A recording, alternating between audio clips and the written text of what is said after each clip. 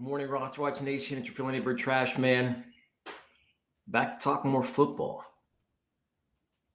A little bit happened over the weekend. More than it happened over the week, at least.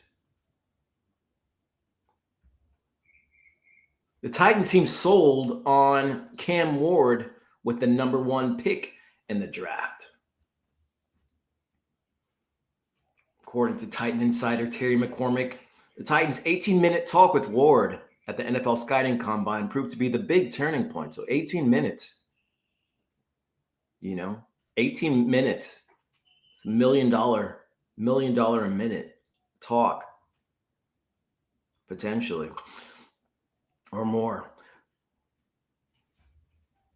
The discussion prompted the Titans to bring Ward in for a visit where he reportedly wowed the attendees with his alpha personality, astute knowledge of the game, and his detailed understanding of the quarterback position.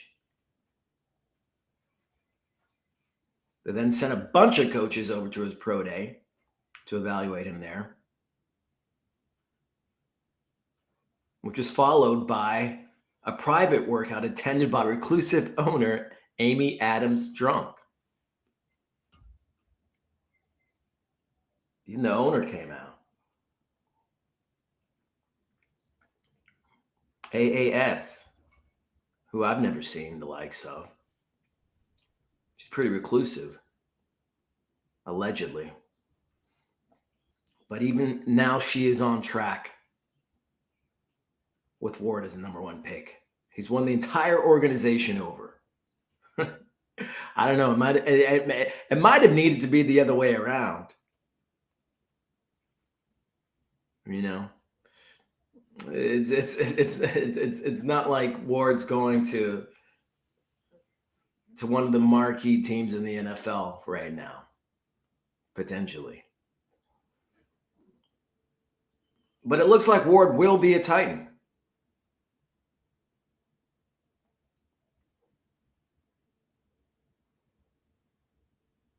What up, Jamie? What up, Applied Literature?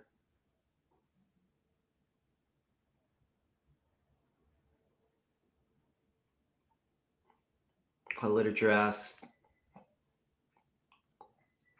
Trashman, Cody and Alex went over some veterans they would be selling recently. Any veterans you're big on selling before the draft? I mean, I don't know that. I don't know that there's a veteran who's worth selling, who's worth buying in order to sell. I guess if you're an owner of Russell Wilson or Jameis Winston, I'd definitely probably sell either of those guys. I wouldn't sell Geno Smith because even if the Raiders do draft a quarterback, I think they'll have the quarterback sit for a year. Tom Brady was recently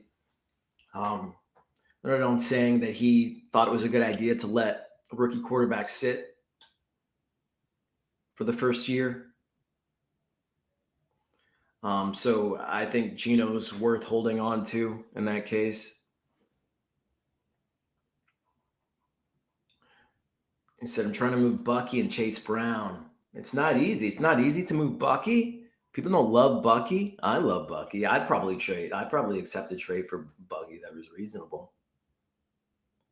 I mean, the guy had a sterling rookie season. I don't think they're just going to take him out of the rotation. He's a proven commodity, and that means a lot. Chase Brown, similar situation, performed in a situation where we're not expecting him to perform that well as a 3-down back. It's unlikely that he'll continue to move forward as a 3-down back, though. I do see that. I do see the Bengals bringing in a big-bodied back as a 1 and 2 type guy, but Chase Brown will still get plenty of action. The thing is, the way that they use Chase Brown and his skill set, I don't think he would necessarily need a ton of touches to provide value for you there. But I find it hard to believe you couldn't like pair Bucky and Chase up for somebody good, to somebody who needs running backs. James Cook, you said came up. I'm still on with Cook. I mean, I know that they are still at loggerheads, him and the Bills, but again, it's a proven commodity. I think he was the best offensive player on the Bills besides Josh Allen in 2024. I don't see them just moving on from him. What's reasonable for Bucky? But I say 103, 105 Bucky too much. That might be a tad too much. I mean, it would be something that I would consider just because I love Bucky Irving, but I know that I'm probably in the minority there of people who would consider Bucky a premier running back talent. That might be a bit rich for your everyday drafter. But I mean, I wouldn't necessarily balk at it.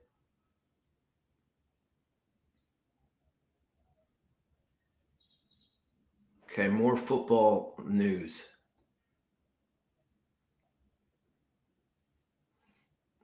Teteroya McMillan has top 30 visits scheduled with the Patriots, Saints, and Cowboys. Okay. Of those three, I mean, I like him in any of those situations. I think paired with Drake May, I mean, he becomes the number 2 at worst immediately as soon as he lands in New England. Stefon Diggs, arguably the number 1 there. I think they're different types of receivers. I think they could complement each other well. I think they would actually open up the game for the other well. Having 2 worthwhile targets takes away some defenders on either side. As far as the Saints go, I mean, it would be a wide open receiving core for McMillan to go there.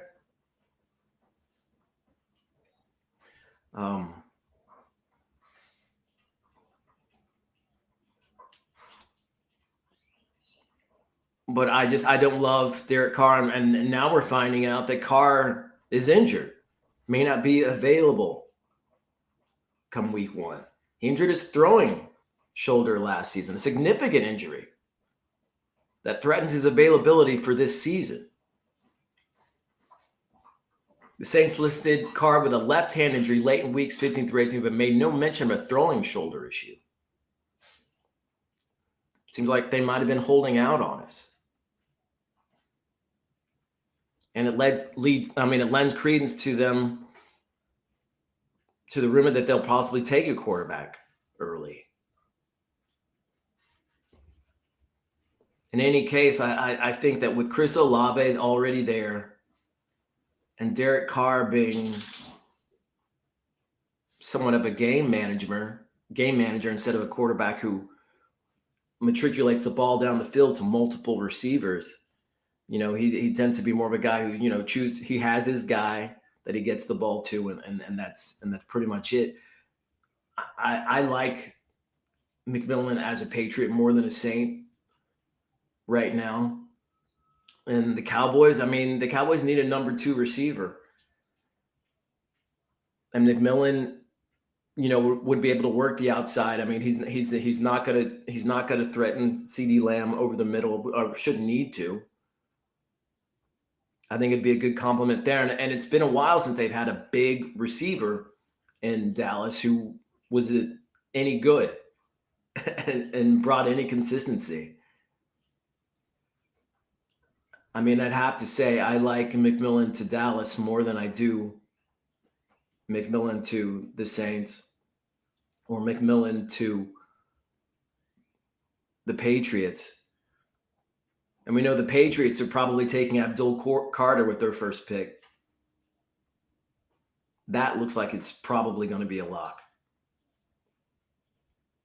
That being the case,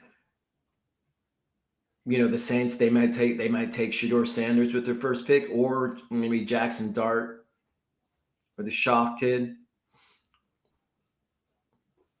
Cowboys, I know that there's murmurings that they want Aston Johnty, but if they miss out on Johnty,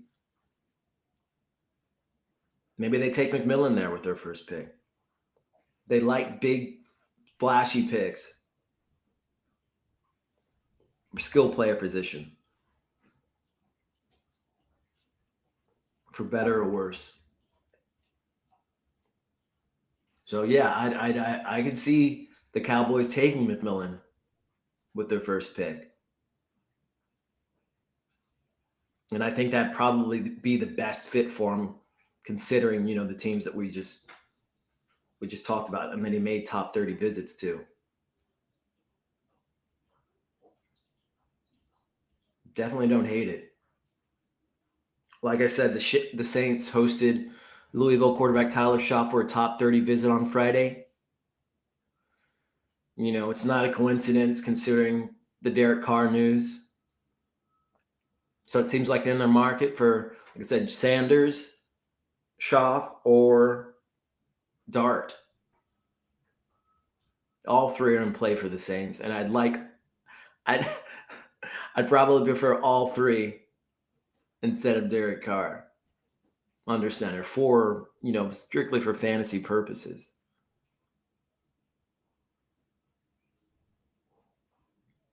Saints need a long-term answer at quarterback, so it makes sense to take a long look at the available quarterbacks.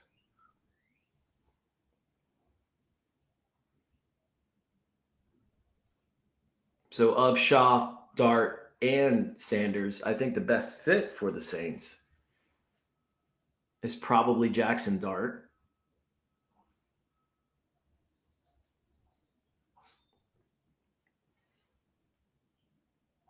I think it's probably the safest pick there. Probably the highest floor there of those three. I mean, Shedeur Sanders could be a, generational talent.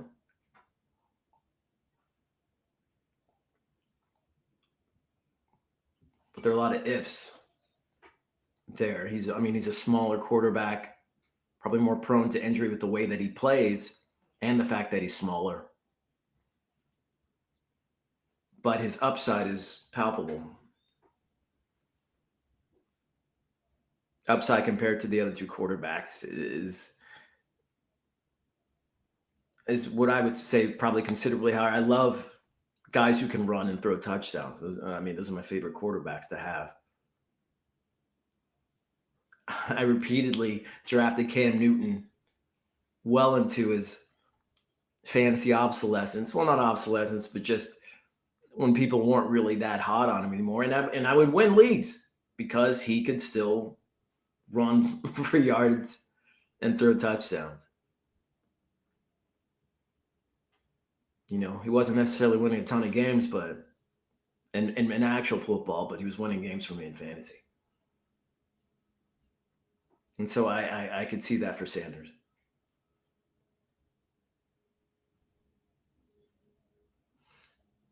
TreVeyon Henderson completed top 30 visits with the Cowboys, Bengals, and Panthers. The Cowboys are getting their visits in. Should be noted that Henderson also had several Zoom meetings with other teams as well.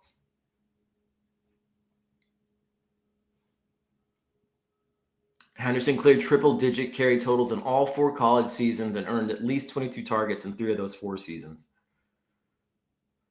He's a bit small for a 3-down back, 5'10", 202 pounds. But he's tough, and he's shown to be productive in a 2-down role. It seems like he could add more weight to his frame as well.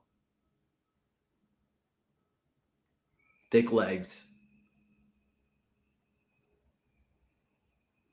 I mean, I think he'd be a good fit on either of those teams. I do think that with the Bengals, with Chase Brown, what they already have there, I think that's maybe a bit redundant because Henderson is a smaller back. I feel like they need a bigger back there.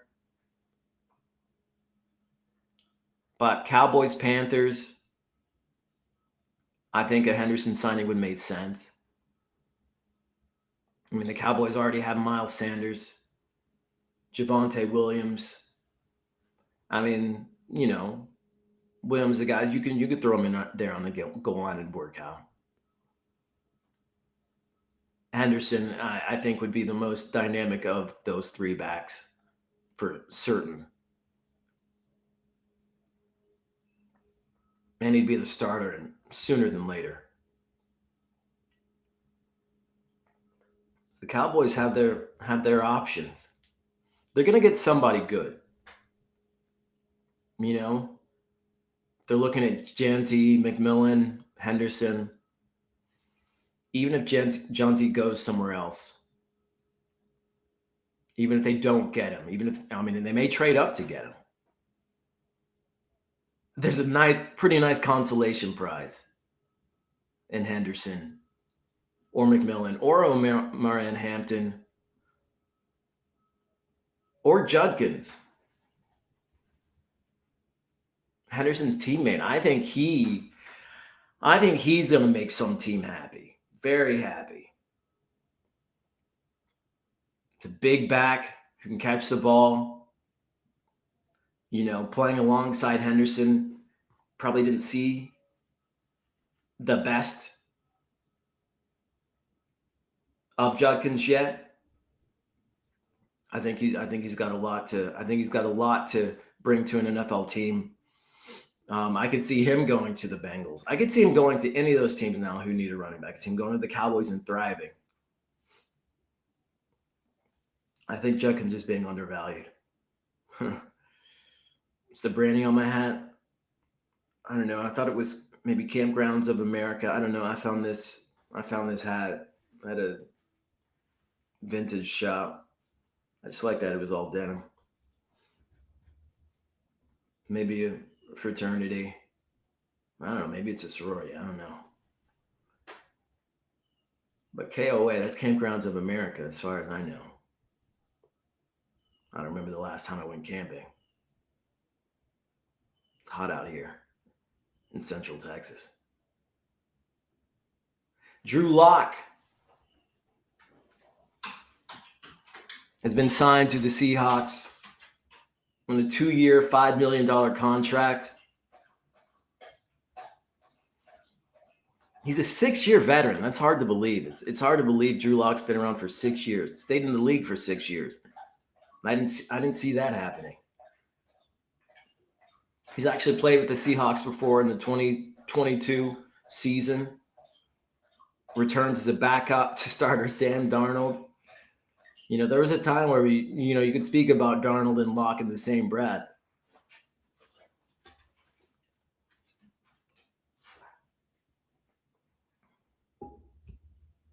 Locke went 1-4 in 2024 and 5 starts with the Giants. Probably wouldn't do much better if he ended up starting for Seattle. Yeah, this is just a depth signing. Although, the wheels could fall off pretty quickly in Seattle if Darnold doesn't work out, If we see the vestiges of what's happened with Darnold over at the end of the 2024 season with the Vikings. If we start out the 2025 season with the Seahawks in a similar manner, Drew Lock is your next best line of offense. Yeah, so the wheels could fall off quickly for Seahawks and their skill players. That's why, maybe I need to drop JSN and Cooper Kupp in my top 250 rankings. I don't have that much faith in Sam Darnold. I don't have that much faith in this offense right now. And maybe other people are feeling the same way. And maybe that's why, and maybe Kupp and JSN will be undervalued ultimately. that people are feeling similarly. But what I've come to realize is that getting good players on your fantasy team is one thing, but getting good players on good offenses is a better thing than fantasy. Give me a 1B receiver on a top 10 offense over a 1A receiver on a, bottom 15 offense. I mean, you can apply the same to running backs, considering whether they're being scoring position or not. It's a big factor. In Seattle right now, I'm not impressed by the state of their offense right now. I mean, I would rather have, a Chris Godwin in Tampa over a JSN. Even though JSN is the new hotness, he's a more exhilarating, exciting player. Godwin's coming off injury, but I mean, just looking at these offenses, I want the player on the team that has better chances of scoring on every drive, that has the better quarterback.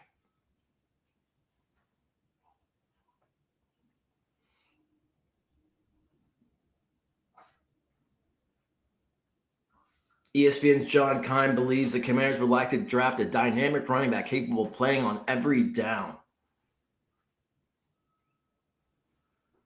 They've been riding with Brian Robinson Jr., somebody who we didn't love in the pre-draft process, kind of like Ramondre Stevenson,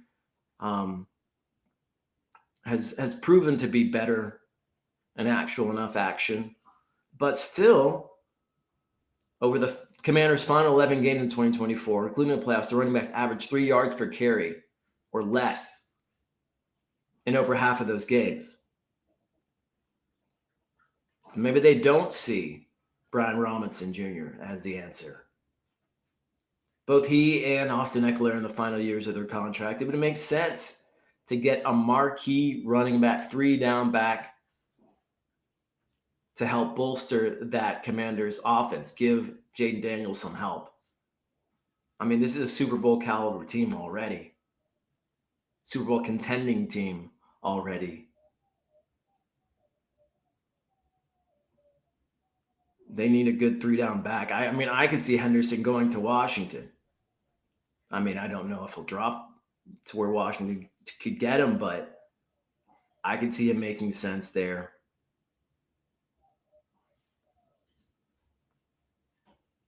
I could see Hampton making a lot of sense there. But again, I don't know if those guys will fall to the Commanders. But there are a lot of good running backs in this draft, and I imagine that they'll take one. So that is one veteran that I would look to move on from, Brian Robinson Jr. I don't think his role is safe. And I think he's probably valued enough right now to where people would consider a trade.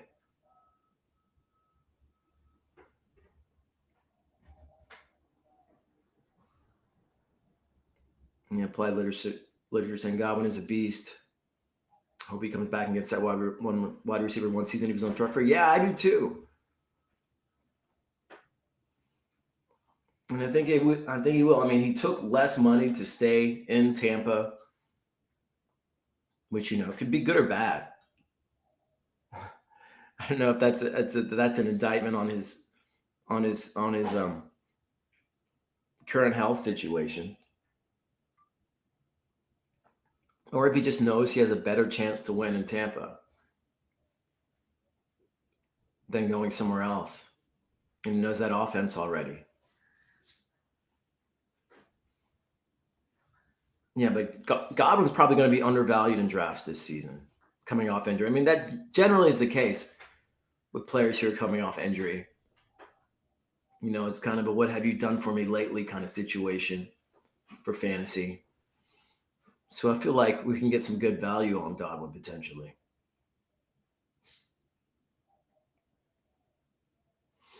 Tight end Mo Ali Cox re-signed 1 year, $2.2 million deal with the Colts.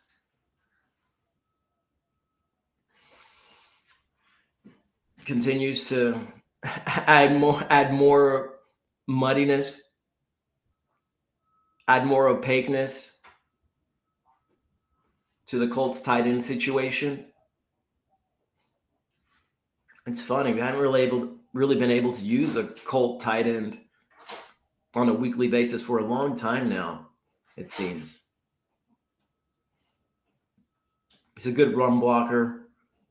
Does nothing for fantasy for me right now, though. I mean, I guess it's a boon for Jonathan Taylor,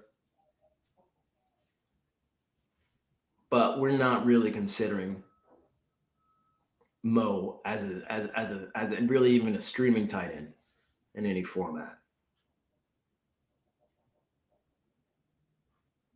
Are we? I'm not.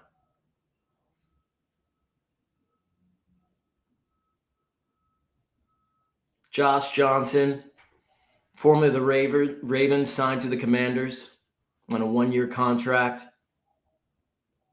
Wow, Josh Johnson is 39 years old. Well, will be this season.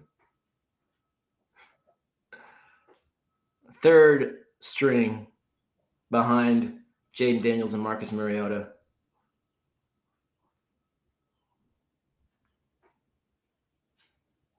Johnson started 3 games for the Commanders in 2018, completed 2 or 3 passes for 17 yards. Was Lamar Jackson's backup last season.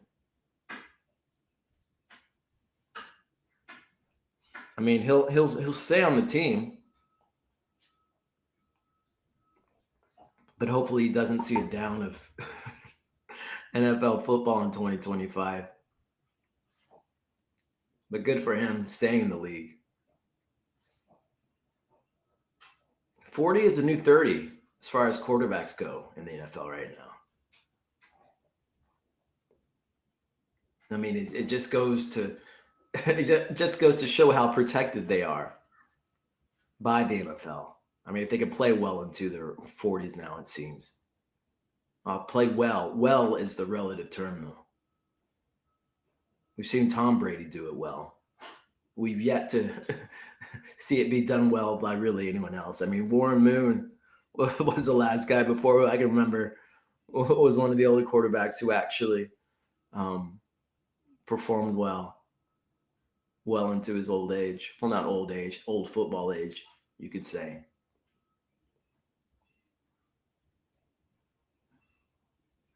The Dallas Morning News reports that Dak Prescott will be a limited participant when the Cowboys begin voluntary workouts on Monday. Prescott declared that he could play today if he had to. 4-month removed from hamstring surgery. We'll see.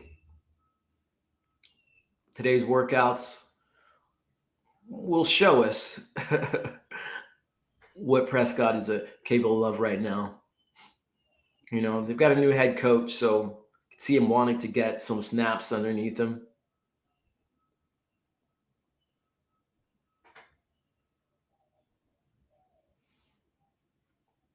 Prescott, who was rumored to be possibly traded to the Browns this season. I mean, and it appears that there was actually some veracity to that, as he seems to have mentioned it in some of his social media posts, at least indirectly. Applied literature says Dak is a buy. I mean, he generally is. He generally is. But he usually does get hurt too. I mean, when was the I need to take a look. When was the last time Dak played a full complement of games in a season? Well, I guess 2023. He played in 17 games. Oh, my allergies today. But, okay, in 2024, 8 games. 2022, 12 games. 2021, 16 games. Okay. 2020, 5 games. So it's been pretty up and down. Seems like every other year, Dak misses considerable games. We're talking about every other year since 2020. He's played in 12 or fewer games in 3 of the last 5 seasons. So that's the question with Dak. He does well when he's in there for sure, for fantasy, but he hasn't been able to stay healthy. Apply literature says lots of freak injuries. Yeah, but lots of freak injuries, they turn into a history of injuries. People falling on him. Well, he has to be fallen on. Has to allow himself to be fallen on. I mean, maybe he's not as mobile as we'd like, as he should be, as he could be, or maybe he can't be. But yeah, it's been spotty. Not in fantasy when he's on the field, but just in general, If the guy can't, and if the guy's not on the field, then it doesn't really help you at all.